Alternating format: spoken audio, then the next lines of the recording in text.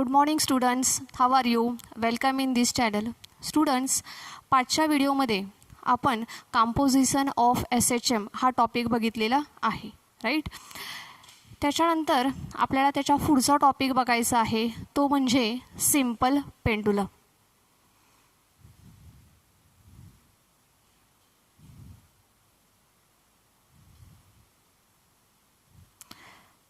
बघा, simple pendulum हे दोन प्रकारचे आहेत. एक आहे आयडियल सिंपल पेंडुलम आणि दुसरा आहे प्रॅक्टिकल सिंपल पेंडुलम. सुरुवातीला आपण आयडियल सिंपल पेंडुलम विषयी बघूयात. Ideal simple pendulum is a heavy particle suspended by a massless inextensible flexible string from a rigid support. एका रिजिड सपोर्टला आपण स्ट्रिंग लावलेली आहे, ठीक आहे. ती स्ट्रिंग कशी आहे? मासलेस आहे, इनएक्सटेन्सिबल आहे आणि फ्लेक्सिबल आहे, ठीक आहे. सो असा जो पेंडुलम आहे, ह्या पेंडुलमला आपण सिंपल पेंडुलम असं म्हणतो. It is ideal simple pendulum. त्याच्यानंतर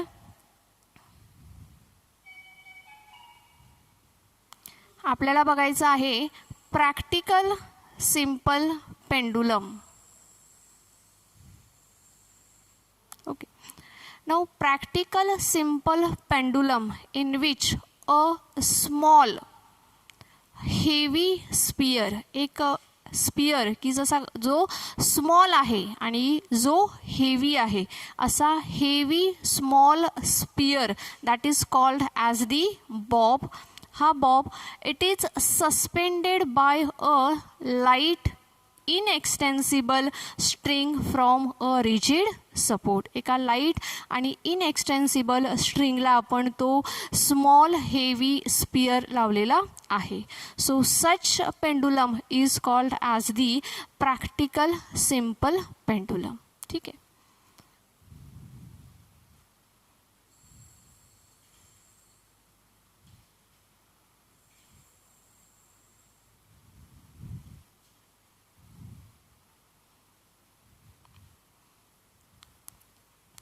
त्याच्यानंतर पुढे आपल्याला बघायचं आहे लेंथ ऑफ दी पेंडुलम.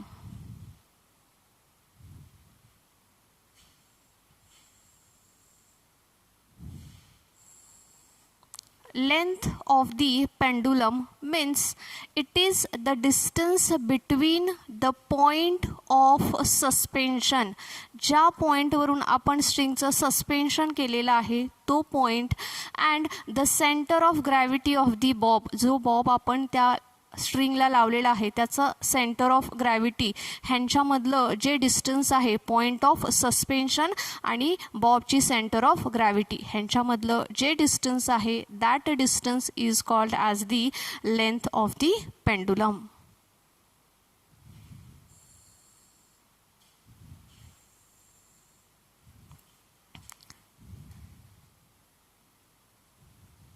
ह्याचा पुढचा भाग आपण बघणार आहोत सिंपल पेंडुलम. तुमच्या समोर बघा सिंपल पेंडुलमची एक डायग्राम दिसते. तर ह्या डायग्राममध्ये बघा इथे हा रिजिड सपोर्ट आहे, ठीक आहे. ह्या रिजिड सपोर्टला आपण एक स्ट्रिंग लावलेली आहे की जिची लेंथ आहे L. ओके, इथे खाली बॉब लावलेला आहे आणि हा त्याचा आहे centre of gravity. So rigid support आणि सेंटर ऑफ ग्रॅव्हिटी ह्यांच्यामधलं जे डिस्टन्स आहे that is called as the length of the simple pendulum which is capital L, की जी आपण ऑलरेडी कॅपिटल L अशी कन्सिडर केलेली आहे. Okay, now let us assume that M is the mass of this sphere. ह्या स्पियरचं मास आपण assume करूयात की किती आहे ते M असं आहे. Initially the string is at the rest position, so bob is also at the rest position. If we give a small jerk to the bob, then it will start to oscillate. सुरुवातीला ही rest पोझिशनला आहे. जर का आपण ह्या बॉबला थोडासा jerk दिला तर काय होणार आहे, हा बॉब ऑसिलेट व्हायला सुरुवात होणार आहे. So this is the extreme position, this is mean position. ठीक आहे. सो मीन पोझिशन आणि एक्स्ट्रीम पोझिशन ह्यांच्यामध्ये जो अँगल आहे, ह्या अँगलला आपण नाव दिलेलं आहे theta. So theta is the angle between the extreme and mean position. किंवा आपण असंही म्हणू शकतो, the bob get displaced through the angle theta. Theta ह्या अँगलमधून तो डिस्प्लेस झालेला आहे. राईट.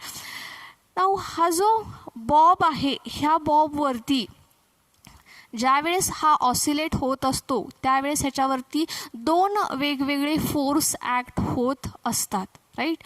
पहिला तर फोर्स आहे tension, which acts along the string and it is directed towards the rigid support. पहिला फोर्स आहे टेन्शन. बघा इथे टेन्शन.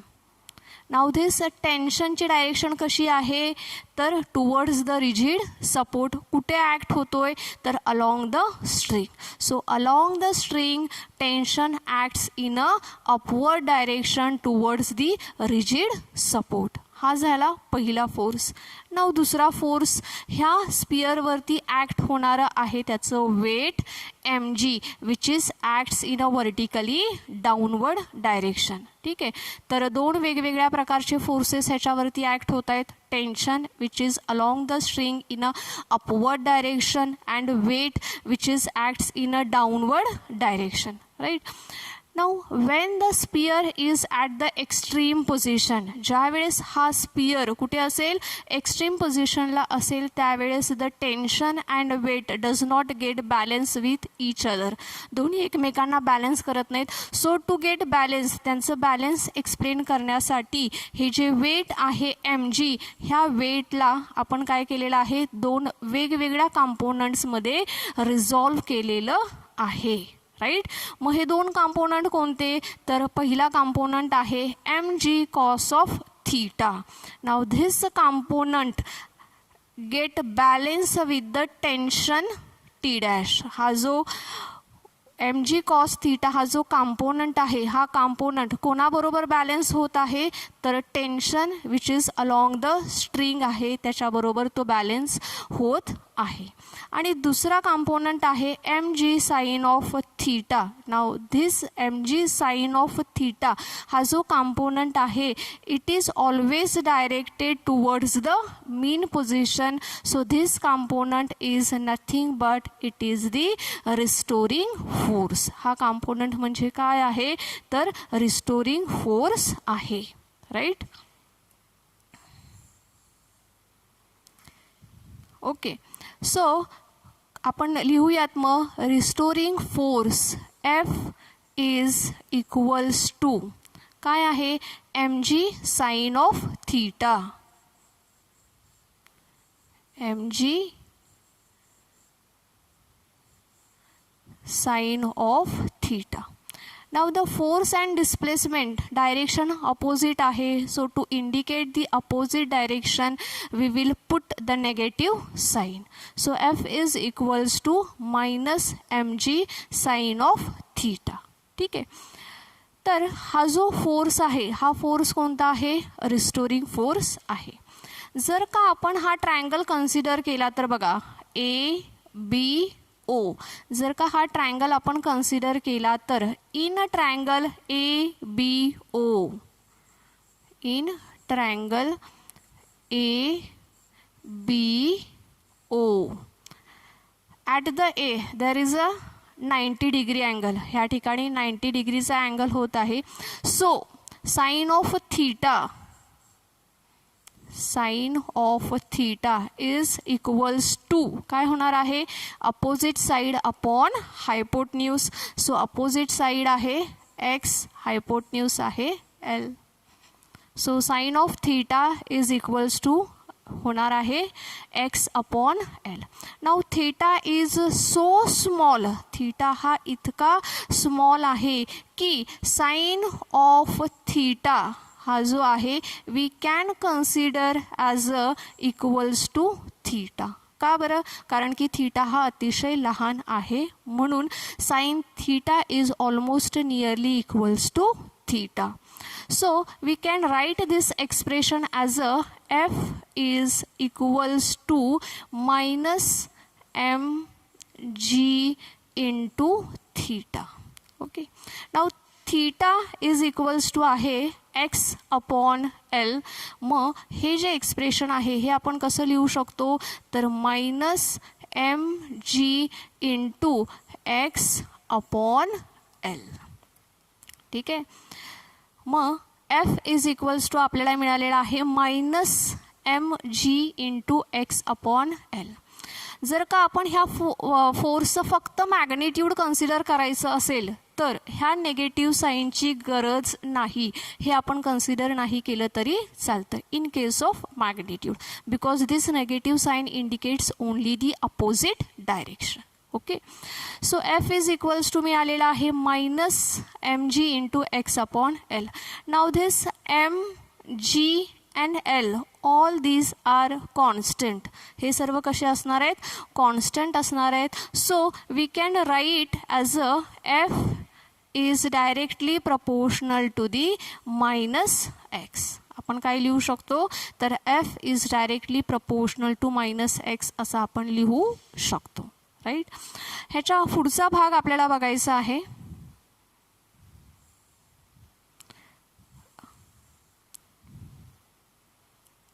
ठीक आहे. Now by the Newton second law F is equals to आहे M into A which is equals to आहे minus M G into X upon L. Okay. आता काय होईल ह्या ठिकाणी एम गेट कॅन्सल्ड. ठीक आहे. एम काय होईल? कॅन्सल होईल. सो एम कॅन्सल झाल्यानंतर आपल्याला काय मिळणार आहे तर A is equals to minus G into X upon L. ठीक आहे. सो ह्याच स्टेपला आपण कसं लिहू शकतो? हा जो एक्स आहे इकडे खाली आणूयात. मग होईल A upon X is equals to, फक्त मॅग्निट्यूड जर का आपण कन्सिडर केलं तर काय होणार आहे? हे नेगेटिव्ह साईनची आपल्याला गरज नाही, आपल्याला मिळणार आहे G upon L. So A upon X is equals to आपल्याला काय मिळालेलं आहे तर जी अपॉन एल असं आपल्याला मिळालेलं आहे. ठीक आहे. सो अशा पद्धतीने आपण काय फाइंड आउट केलेलं आहे तर ॲक्सलरेशन पर युनिट डिस्प्लेसमेंट असं आपण फाइंड आउट केलेलं आहे. नाउ स्टुडंट्स ह्याच्या पुढे आपल्याला टाईम पिरियड फाइंड आउट करायचा आहे. सो टाईम पिरियड आपल्याला माहीत आहे T is equals to formula आहे 2 पाय अपॉन ओमेगा. हा फॉर्म्युला आपल्याला माहीत आहे. आता हा जो ओमेगा आहे त्या ओमेगाची व्हॅल्यू आहे 2 pi upon under root acceleration per unit displacement. Under root acceleration per unit displacement अशी त्याची व्हॅल्यू आहे की जी ऑलरेडी आपण इथे फाइंड आउट केलेली आहे. A upon X is equals to किती आहे? जी अपॉन एल आहे. सो ही व्हॅल्यू आपण इक्वेशनमध्ये पुट करणार आहोत. मग आपल्याला मिळेल 2 पाय अपॉन अंडर रूट ए अपॉन एक्स किती आहे तर जी अपॉन एल आहे. बरोबर आहे.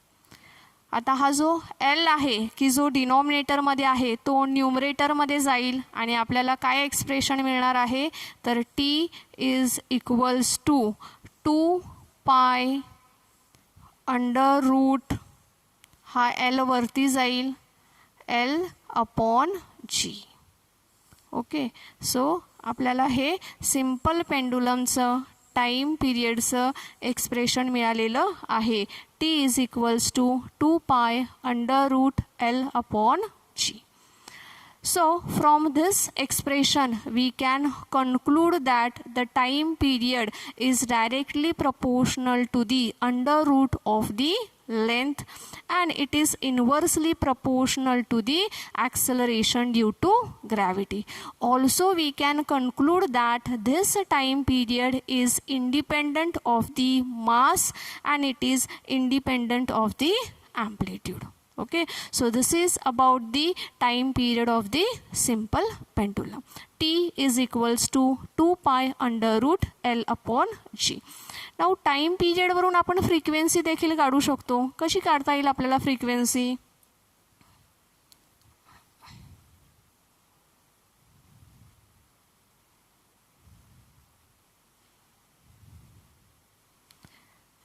फ्रिक्वेन्सी माहिती आहे आपल्याला, किती आहे? n is equals to आहे 1/t.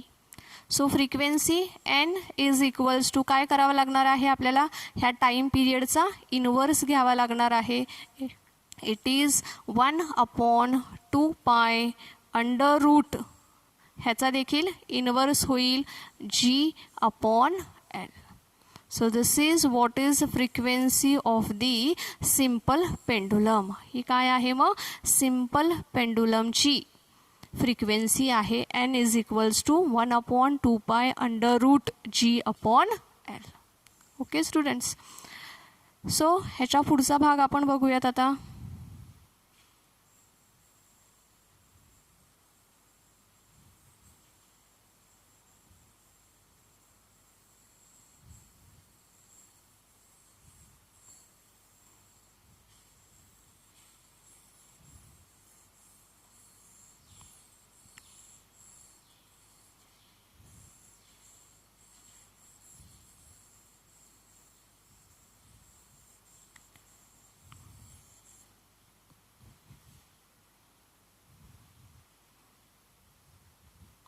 ह्याच्या पुढे आपल्याला बघायचं आहे सेकंड्स पेंडुलम.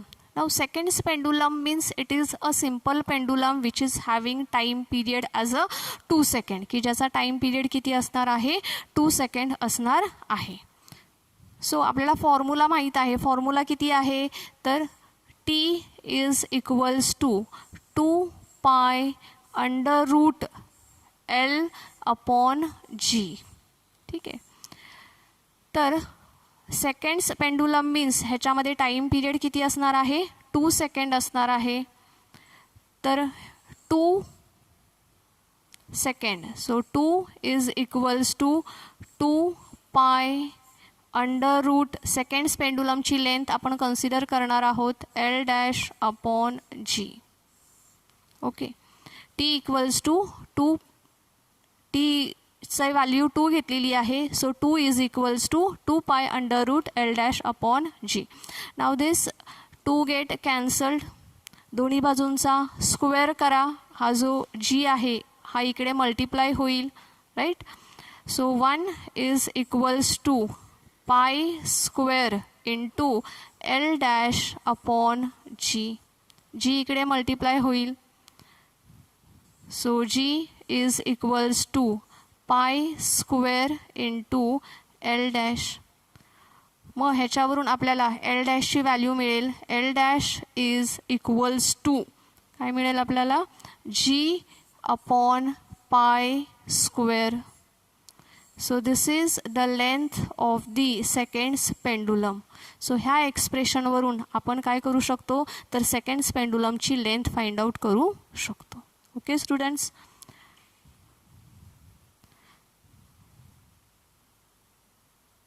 सो आजच्या व्हिडिओमध्ये आपण इथेच थांबणार आहोत. ह्याचा पुढचा जो भाग आहे तो आपण आपल्या पुढच्या व्हिडिओमध्ये बघूयात. थँक्यू.